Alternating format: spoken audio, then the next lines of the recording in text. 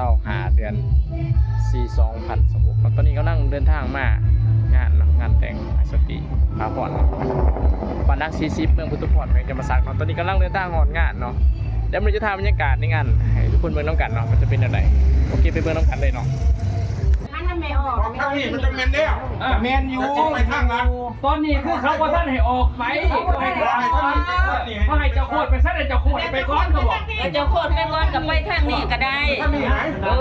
เป็นนังคือมาไปทางนั้นมันคิดรักกันไปยังไหมเขาประตู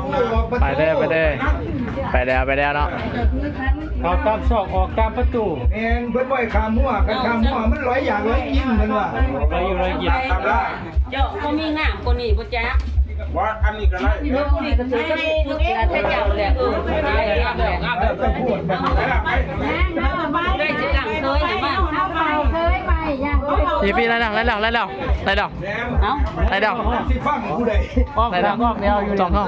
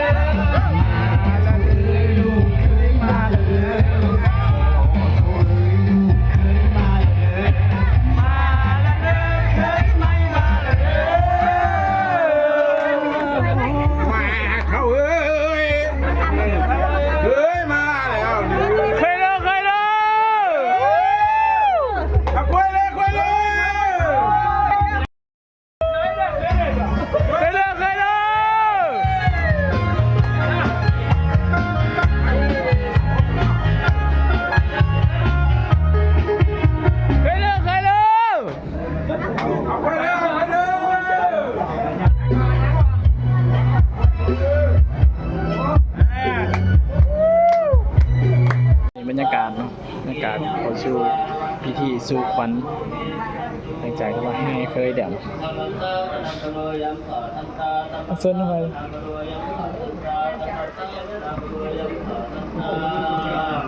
เบื้องไหวเบื้องไหวเบื้องไหวคุณพ่อทั้งหลายมันดีคุณเอาทั้งหลายของพวกของคุณไทยเมกันทอด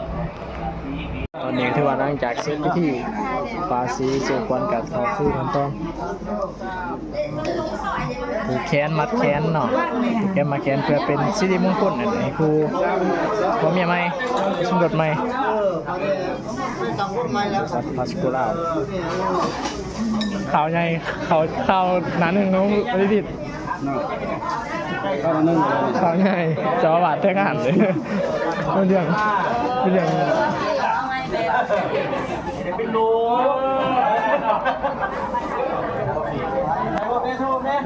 เอาไหมเอาแบบไหมเขาหนีคนนึงเขาเป็นครูแหละก็ใช่ข้างฝากคนนี้วันเอาไหม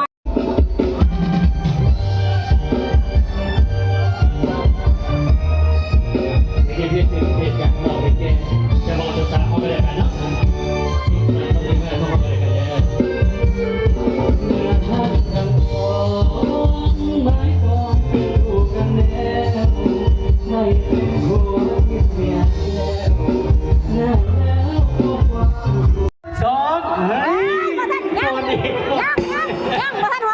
เอาไหม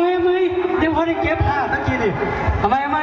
1 2 3เจ้าสาวต้องไปเรียนเจ้าสาวนะทำทั้ง3เช่นเดียวกันเนาะ1 2 2 ครึ่ง